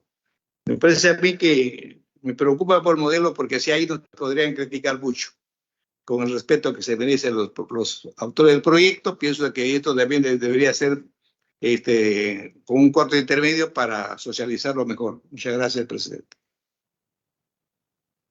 Gracias, congresista Balcázar. Tiene el uso de la palabra congresista Elvis. Adelante. Muchas gracias, presidenta. Muchas buenas tardes con todos los miembros de la comisión. Desde mi modesto parecer, quiero refutar, en todo caso, mostrar oposición a la posición de algunos colegas de la bancada, perdón, de la comisión. El sistema garantista acusatorio que tenemos vigente en nuestro proceso penal, presidenta, implica que el imputado obviamente no es quien debe mostrar o demostrar su inocencia, ¿no? Sino muy por el contrario, se le debe demostrar la culpabilidad. Esto analógicamente se tendría que aplicar para el proceso de la medida coercitiva, ¿no? Cuando se dicta la prisión preventiva. Teniendo en cuenta además que los elementos o los presupuestos materiales para el dictado de la prisión preventiva no se evalúan de manera individual, sino en conjunto. Quiere decir que para que el juez pueda dictar la prisión preventiva tendría que en todo caso que evaluar no solamente la existencia de fundados y graves elementos de convicción, sino que además de la existencia de elementos de convicción tiene que evaluarse también pues el peligro de fuga y el peligro de obstaculización. En tal sentido, no es que tenga que demostrar en consecuencia la existencia o no de elementos, porque no es el único presupuesto que se tiene que evaluar, sino es un conjunto. Y precisamente no va a ser el Ministerio Público quien va a hacer esta evaluación, definitivamente, ¿no? Porque el Ministerio Público más bien tiene la función de demostrar la responsabilidad penal. Y el juez garantista, precisamente, el nombre mismo dice de garantías, es el que tiene que atender a la presencia pues, de estos presupuestos. Por tanto, estoy de acuerdo, y no solamente estoy de acuerdo por ello, presidenta, con el proyecto de ley que ha presentado nuestra colega Patricia Juárez y el colega Alejandro Soto, sino también porque tenemos hoy por hoy un proceso de ejecución penal que está funcionando de manera muy inadecuada. Tenemos las cárceles hacinadas, no se ha podido implementar los grilletes electrónicos al día de hoy, pese a las disposiciones al respecto. No se ha podido cumplir precisamente con que haya menos tuburización, menos hacinamiento en las cárceles. Entonces, fíjese, señora presidenta, que sin ánimos, sin temor a equivocarme, puedo decir que en el penal de Pucallpa, por ejemplo, más del 70% de los internos son internos procesados y menos del 30% son sentenciados. Y muchos de estos procesados, una gran cantidad, que la mayoría, me atrevo a decir, finalmente terminan siendo exculpados. Entonces, insisto, estamos en un proceso pues que garantiza acusatorio y lo que se tiene que precisamente primar es el tema de respetar los derechos fundamentales de la persona por encima de su condición jurídica. Gracias, presidente. Gracias, congresista Elvis. Tiene el uso de la palabra la Presidenta. congresista Gladys. Congresista Morante, va a ser la participación congresista Gladys. Presidenta. Sí, luego usted participa, congresista Morante. Ok, gracias. Vamos a escuchar a la congresista Gladys, por favor. Adelante, congresista Gladys. Gracias, presidenta. Creo que no estamos entendiendo cuáles son los roles de los operadores de la justicia dentro del proceso acusatorio. El juez es un juez de control y quien lleva a cabo la investigación es el fiscal. Y el fiscal es el que tiene el deber, la obligación de acopiar la evidencia a favor y en contra. Porque él busca la verdad. El fiscal no persigue por perseguir, sino que está buscando la verdad sobre los hechos. Y debe presentar una y otra prueba. Quien maneja el expediente es el fiscal, no lo maneja el juez. Cuando hay una audiencia, el fiscal se presenta con su caso, expone el caso, la prueba o la evidencia que tiene, porque todavía no es prueba. El fiscal no es parte sino hasta cuando acusa. Después que acusa, recién toma posición. Ahí va a imputar. Antes de acusar, no, señor. Su deber es investigar, buscar la verdad. Mientras que el juez espera a que le pongan toda la evidencia para decidir. Si yo le pido al juez de control de la legalidad que de oficio tramite una libertad o una modificación o cesación de una libertad, como técnicamente se llama, tendría que ser en base a algo de un expediente que no tiene a la mano y tiene que armarlo él. Estaríamos revirtiendo todo un modelo solo por una revisión de oficio.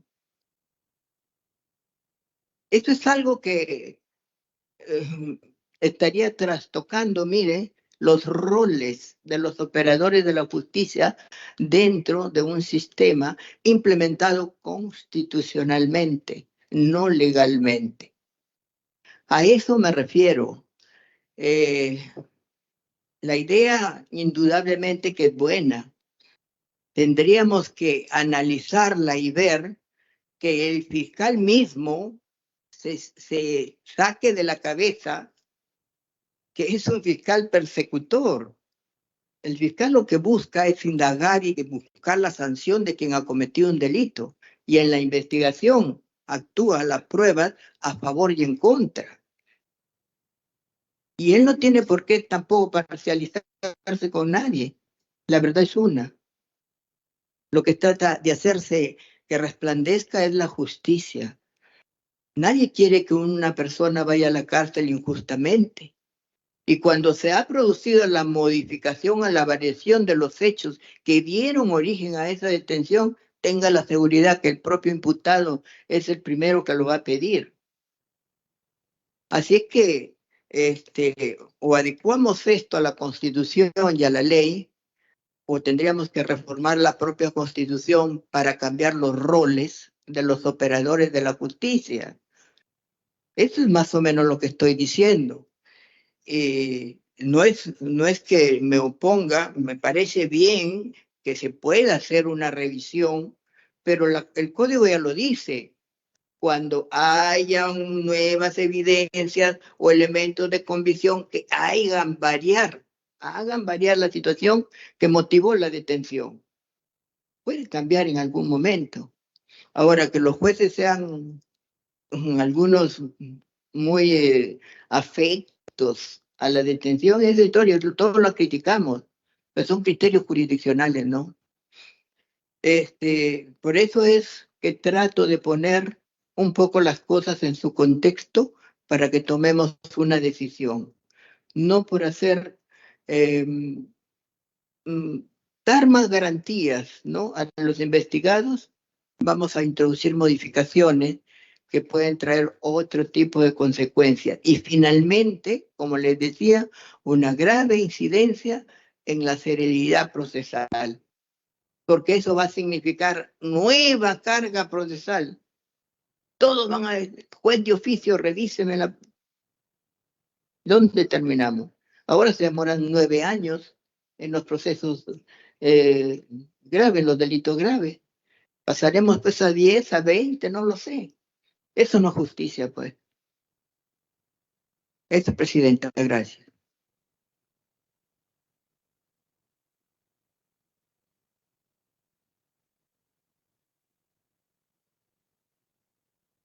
Bien, gracias, congresista Gladys. Tiene el uso de la palabra congresista Patricia. Sí, gracias, Presidenta. Solamente quería agregar a lo ya mencionado que creo que algunas de las preguntas que se plantean pueden remitirse a la propuesta de dictamen, del texto sustitutorio establecido en el dictamen que señala en el artículo 283A.2, el juez se pronuncia previa realización de una audiencia. Previa realización de una audiencia dentro del tercer día de cumplidos los 6 meses de la imposición de la prisión preventiva. Es decir, se lleva a cabo con la presencia del fiscal, ¿no? Dice, se lleva a cabo con la asistencia del Ministerio Público, del imputado y su defensor. Una vez escuchados a los asistentes y a la vista de los autos, el juez decide en ese mismo acto dentro de las 72 horas siguientes bajo responsabilidad. O sea, esta es la forma como se plantea que se lleve a cabo esta propuesta. O sea, no es que el juez de pronto, cumplidos los 6 meses, se le ocurra y él tome la decisión de revisar su propia resolución, sino que lo hace con la instancia del fiscal en una audiencia. Una interrupción, se me permite. Ya terminé, ya voy a 2 segundos y termino, ¿no? Y lo que se señala es que dentro de las 72 horas el juez es el que decide, ¿no? Dentro del plazo que se señala. O sea, es decir, existe una audiencia para llevar a cabo esta posibilidad de sustitución o cambio de la prisión preventiva que debería de ser siempre una medida excepcional.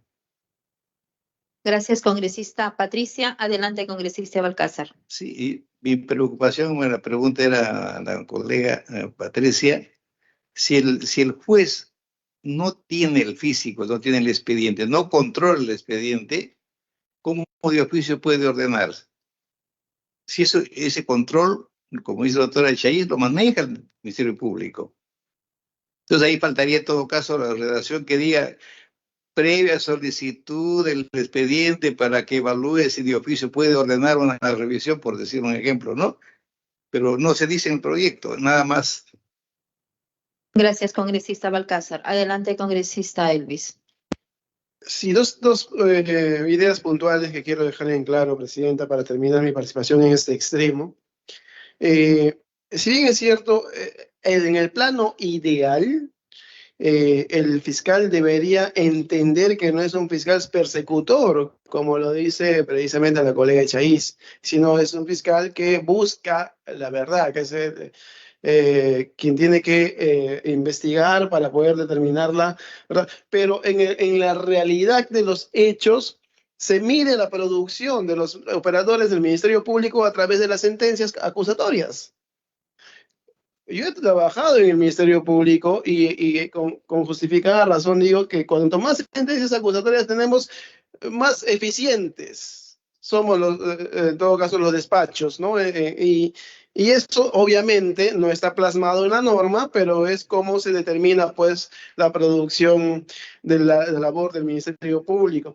Por otro lado, viendo en ese mismo extremo, no se puede poner como fundamento, no creo que sea lo adecuado, la falta de implementación de recursos financieros, logísticos, materiales, recursos humanos, para poder de alguna manera custodiar o no derechos fundamentales. El hecho de que el juez tenga carga o sobrecarga, o el hecho de que no tenga pues los recursos necesarios, no puede ser de ninguna manera un fundamento. Finalmente, el Estado tiene que garantizar los derechos fundamentales de las personas, y entre ellos el derecho a la justicia y el derecho a un debido proceso. Y por ello es que tampoco se puede esperar que el imputado, que muchas veces ni siquiera tiene abogado, plantee pues este pedido, sino que tiene que ser de oficio y conforme lo dice el proyecto.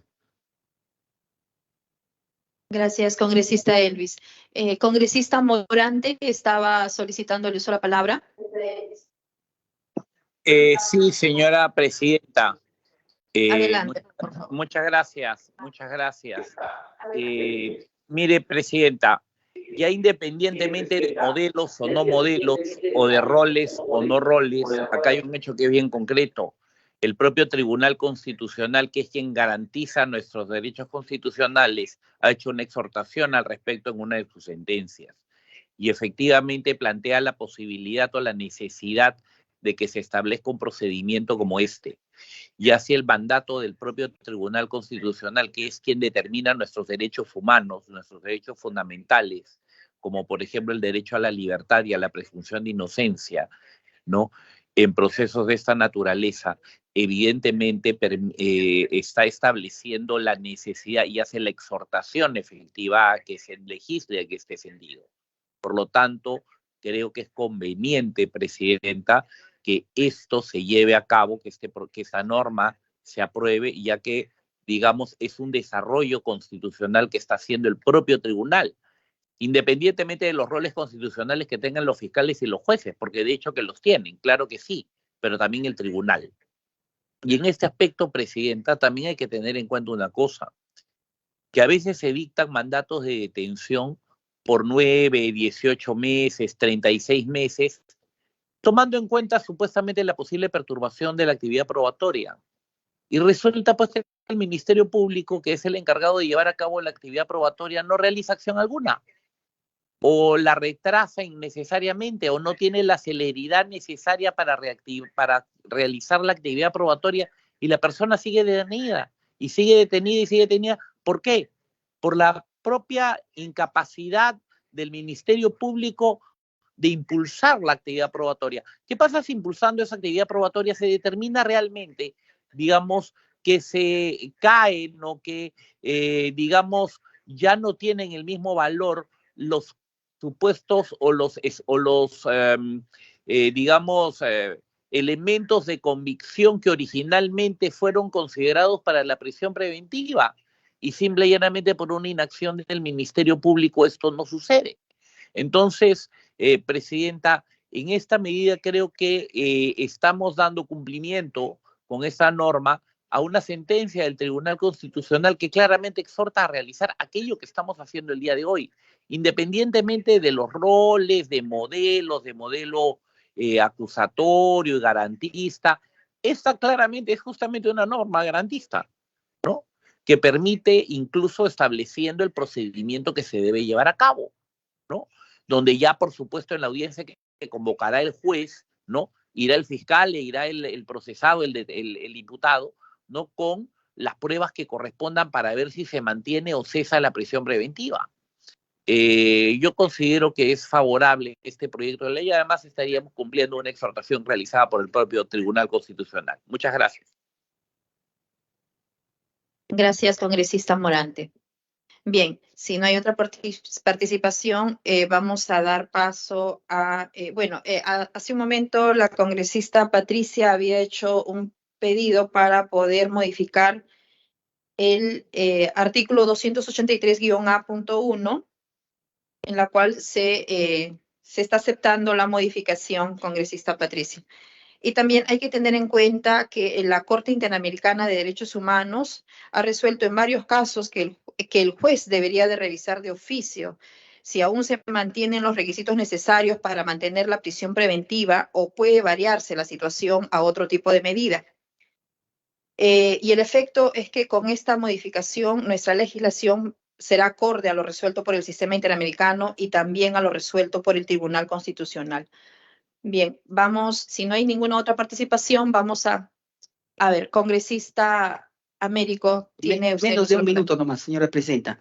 Sí, justamente acabo de llegar al tema, pero un poco estoy ubicándome. Para tener en cuenta una estadística, según lo que nos ha señalado el jefe del INPE, que siempre lo invitamos a la comisión, 43% de internos son internos que tienen o están en proceso. Entonces, esa es una de las grandes problemáticas del sistema penitenciario, el hacinamiento, ¿no? Creo que va en consonancia con lo que señala también el Tribunal Constitucional de que le da un plazo al Estado para que solucione esta problemática, ¿no? Creo que ahí se podía, esta propuesta va en ese sentido también, entonces creo que es menester apoyar.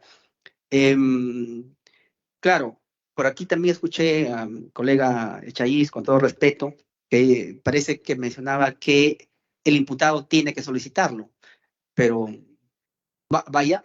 pero vayamos a la realidad, ¿no? Muchos condenados o imputados no tienen abogado o desconocen del derecho.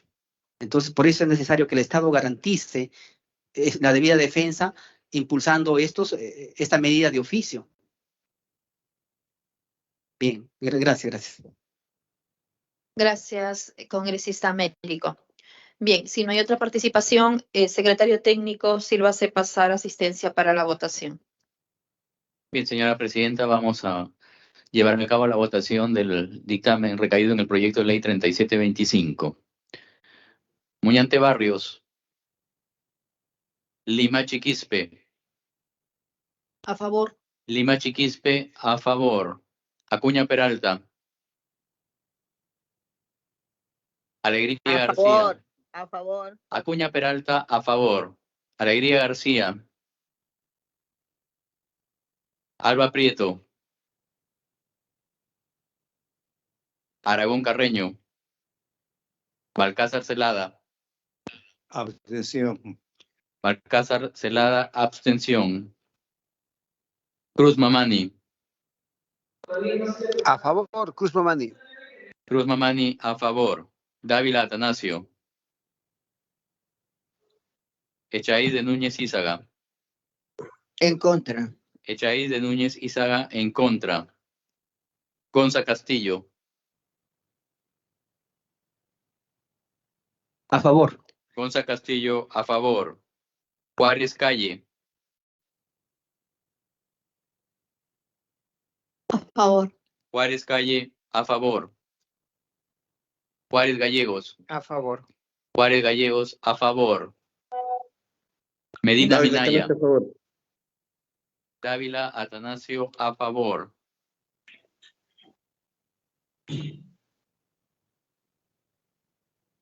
Medina Minaya. A favor. Medina Minaya, a favor. Morante Figari. Morante Figari, a favor. Morante Figari, a favor. Paredes González. Torres Salinas. Torres Salinas, a favor. Torres Salinas, a favor. Tudela Gutiérrez. A favor. Tudela Gutiérrez, a favor. Ventura Ángel. Vergara Mendoza. A favor. Vergara Mendoza, a favor. Yarro Lumbreras.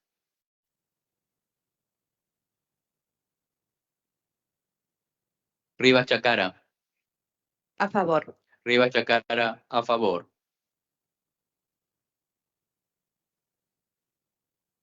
Han votado a favor 13 señores congresistas. Una abstención, uno en contra. Paredes González, en abstención, por favor.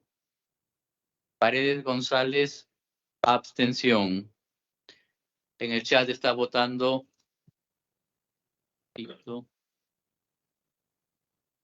El congresista Ventura, a favor. Han votado a favor 14 señores congresistas, 2 abstenciones, 1 en contra. El dictamen ha sido aprobado por mayoría. Presidente, a favor. Soy accesitaria y estoy votando por un titular que es el congresista Nano. Moyano. Moyano, a favor. ¿Perdón? ¿Qué? ¿Qué congresista votó?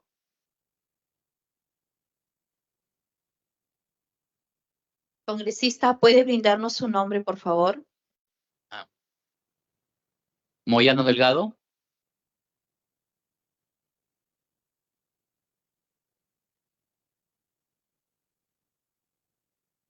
No se escuchó. Congresista accesitaria, ¿puede brindar su nombre para poder registrar su votación? Moyanos. Considere su votación, secretario técnico. Considera a favor. Votos a favor 15, 2 abstenciones, 1 en contra. Bien, con 15 votos a favor, 1 en contra, 2 abstenciones, ha sido aprobado el dictamen que lleva los números 3725 y 4636. Bien, ahora pasamos al siguiente punto de la agenda. Tenemos sustentaciones de los congresistas. En primer lugar, la congresista Lucinda Vázquez Vela en el proyecto de ley 4852/2021-CR, ley que reivindica el derecho universal a la alimentación de los hijos menores de edad desde su nacimiento, reconociendo el pleno ejercicio del principio del interés superior del niño vinculado a su desarrollo integral. Tiene el uso de la palabra congresista Vázquez Vela. Adelante. Gracias, presidenta. Por su intermedio, un saludo especial a todos los colegas congresistas de esta comisión importante. El bien que posee la persona al nacer dentro del orden jurídico es su vida. Por lo tanto, el interés para cuidar la vida es la de conservarla. Es allí que nace la necesidad del ser humano para lograr la supervivencia, y para ello se necesita de alimentación, salud, vivienda, vestido, entre otros. La persona recién nacida necesita la tutela de sus progenitores para una adecuada alimentación por su bienestar y poder desarrollar sus capacidades físicas y mentales desde su nacimiento. La vida humana comienza desde la concepción. Sin embargo, nuestro ordenamiento jurídico en el Perú reconoce a la persona como sujeto de derecho desde el nacimiento. Así lo señala el artículo 1 del Código Civil. La persona humana es sujeto de derecho desde su nacimiento, lo señala el párrafo 1. La vida humana comienza con la concepción. El concebido es sujeto de derecho para todo cuanto le favorece la atribución de derechos patrimoniales. Está condicionada a que nazca vivo, lo señala el párrafo 2. Por ello, el primer artículo de esta iniciativa legislativa propone lo siguiente.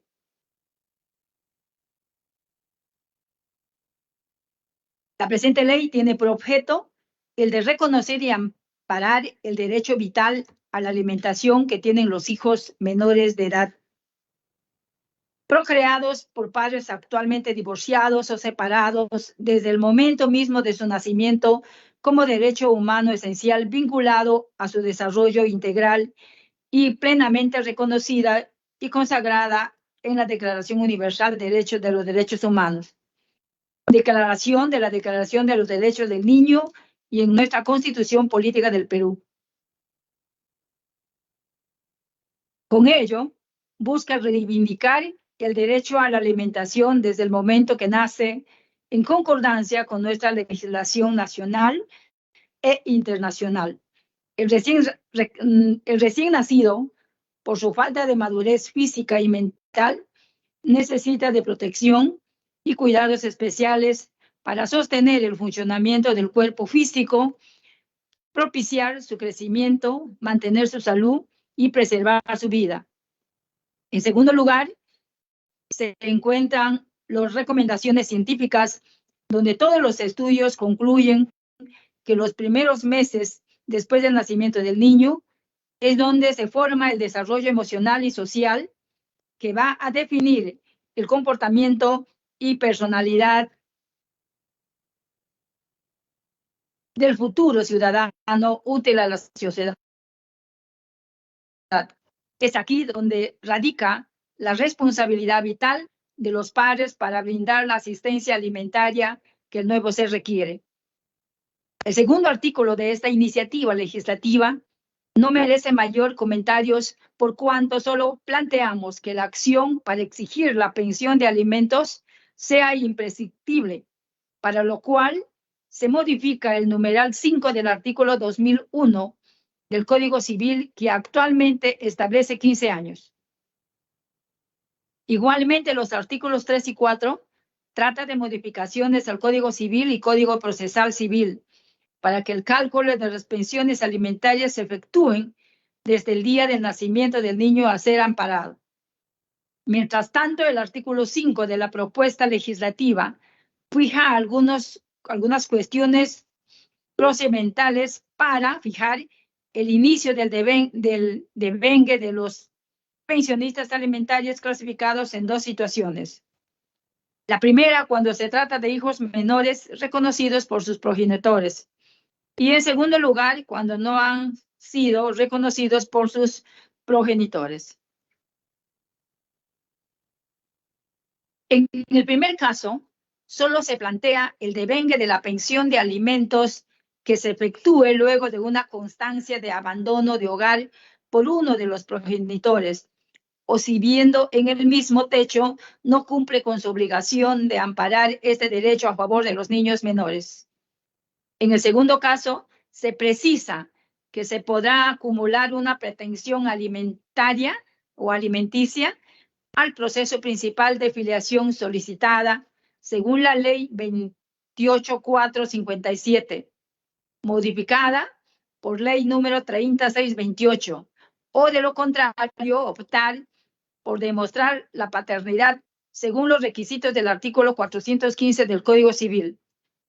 El artículo 6 de la propuesta legislativa modifica el actual Código del Niño y el Adolescente para precisar igualmente que el devengue de la obligatoriedad ineludible de los padres para prestar alimentos a los hijos menores, es decir, desde el día de su nacimiento hasta la mayoría de edad. Finalmente, solicito su voto a la iniciativa legislativa que consideramos importante, por cuanto reivindica y ampara el principal y esencial derecho humano, que es la alimentación de nuestros niños, con lo cual estaremos también contribuyendo a desarrollar plenamente sus capacidades físicas e intelectuales para que mañana puedan ser ciudadanos útiles a la sociedad y también contribuir a reducir la tasa de desnutrición y mortalidad infantil, además de lucha contra la explotación infantil y trata de personas o de niños. Muchas gracias, colegas, por haberme escuchado. Gracias, congresista Lucinda Vázquez. Si algún congresista desea hacer uso de la palabra. Bien. Gracias, congresista Lucinda. La sustentación nos servirá para preparar el correspondiente predictamen. Asimismo, se tiene programado la sustentación del congresista Paul Silvio Gutiérrez Ticona. ¿Se encuentra el congresista Gutiérrez? Sí, presidenta. Buenas tardes. ¿Me escuchan? Congresista Silvio Gutiérrez Ticona va a sustentar el proyecto de ley 5658/2022-CR, ley que fortalece el servicio notarial y garantiza el acceso a la población a los servicios notariales y modifica el artículo 20 del decreto legislativo del notariado. Tiene el uso de la palabra congresista Gutiérrez Ticona. Adelante. Muchas gracias, presidenta. Primero que todo, permítame saludarla en su calidad de presidente de la comisión y por intermedio suyo también saludar a todos los colegas congresistas que conforman la presente comisión. Sí, efectivamente, señora presidenta, quien les habla es autor del proyecto de ley que fortalece el servicio notarial y garantiza el acceso a la población a los servicios notariales y modifica el artículo 20 del decreto legislativo 1049, decreto legislativo del notariado. El presente proyecto de ley, señora presidenta, consta de 2 artículos, en las cuales en el artículo 1 planteamos cuál es el objetivo de esta ley, señora presidenta, ¿no? Modificar el decreto legislativo 1049, decreto legislativo del notariado, a fin de fortalecer el servicio notarial a nivel nacional y garantizar el adecuado acceso a los servicios de calidad a la población en asuntos notariales. En el artículo 2 planteamos la modificatoria. Sí, ahí está bien, presidenta. ¿Qué planteamos? Planteamos modificar el artículo 20 del decreto legislativo, la 1049, la cual va a quedar redactado con el siguiente texto. En caso de vacaciones o licencia, el Colegio de Notarios, a solicitud del interesado, autorizará al adjunto para que se encargue del oficio del titular. Señora presidenta, actualmente, en caso de ausencia del notario titular, los servicios notariales se suspenden, lo cual genera, pues, inconvenientes a los ciudadanos que necesitan realizar sus trámites notariales. Entonces, esta propuesta normativa lo que busca, señora presidenta, es solucionar este problema autorizando a un notario adjunto, ojo, que se entienda eso, señora presidenta, a un notario adjunto para que se le encargue el oficio del titular en caso de su ausencia, ¿no? Actualmente, cuando el notario titular sale de vacaciones, solicita alguna licencia, se le, bajo autorización del Colegio de Notarios, se le encarga pues a otro notario, ¿no? De la misma provincia. Entonces, eso hace que los notarios, ellos tienen su agenda también, abandonan prácticamente pues esta función que se le encarga, ¿no? Y de esa manera las notarías quedan cerradas, no hay atención, y eso obviamente es un problema para el público usuario. Siguiente, señora presidenta. Siguiente diapositiva, señora presidenta. En las disposiciones complementarias, obviamente, la institución encargada de poder reglamentar, antes, presidenta, antes, por favor. Ya. Ok. No, es pues el Ministerio de Justicia y Derechos Humanos quien será la encargada, ¿no? De poder, de aprobarse el proyecto de ley, la encargada de reglamentar durante los 30 días hábiles, ¿no? Por otro lado, se propone derogar cualquier disposición normativa que contravenga a lo establecido. Siguiente, presidenta. Siguiente diapositiva, por favor.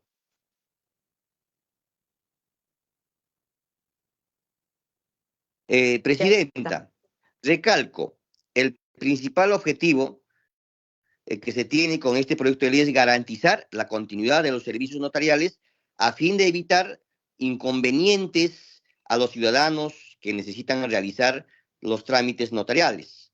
Esta propuesta normativa, señora presidenta, es pues una medida que se apega también a las buenas prácticas nacionales e internacionales, sobre todo, que son necesarias para asegurar el funcionamiento del sistema notarial. Siguiente, presidenta.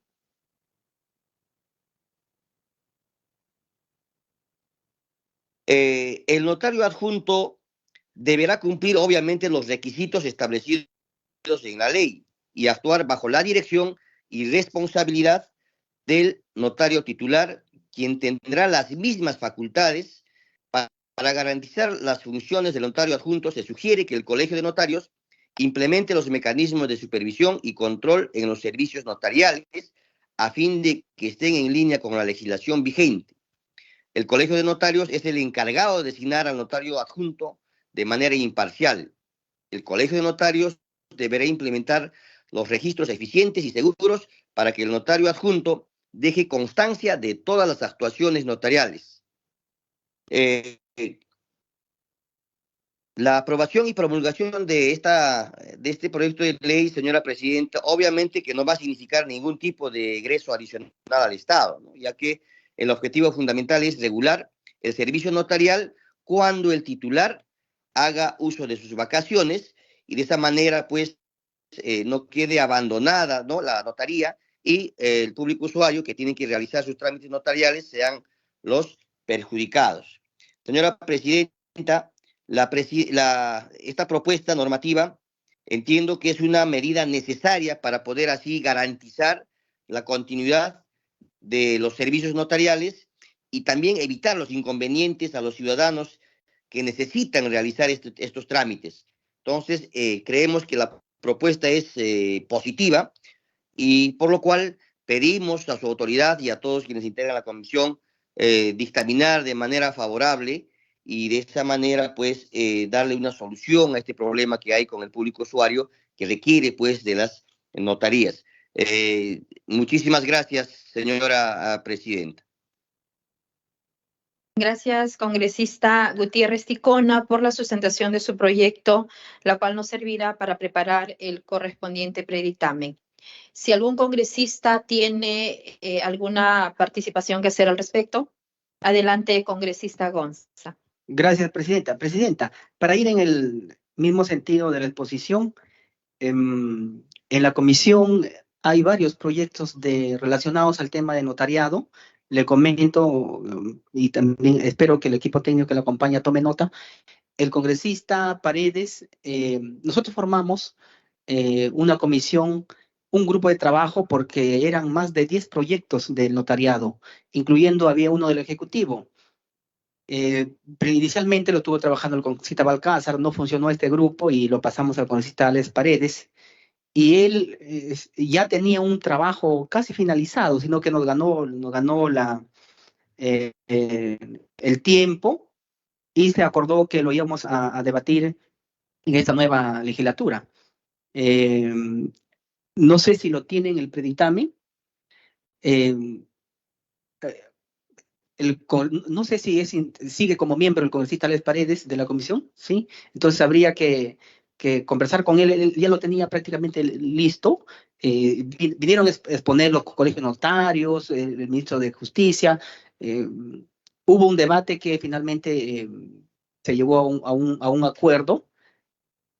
Sería bueno retomarlo eso, ¿no? Hablando, justo escuchándolo al congresista Silvio, porque es una realidad lo que menciona el congresista, justamente pretende solucionar una problemática, que es hay provincias o ciudades o regiones donde hay un solo notario y en muchas otras ni siquiera hay notario.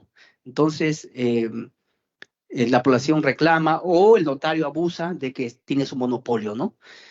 Entonces, creo que es un tema muy importante y hay proyectos inicialmente de nuestro periodo, hace 2 años, que es un tema un poco complejo, pero que finalmente ya se estaba llegando a un acuerdo. Entonces yo le pido a la presidenta que se retome estos proyectos y ahí se podría incluir y saquemos esa, porque y creo que en todas las regiones hay esa problemática de que nos reclama la población por presencia de notarios. Gracias, presidenta. Gracias, congresista Gonza. Sí, efectivamente, el pedido ya también lo había solicitado el congresista Alex Paredes, la cual ya ha sido agendado para ver la próxima sesión. Bien, no habiendo otro punto que tratar, se solicita la dispensa de la aprobación del acta para tramitar los acuerdos adoptados en la presente sesión. Si no hay oposición, se dará por aprobado. Ha sido aprobado. Siendo la 1:42 p.m. Se levanta la sesión. Gracias por su participación.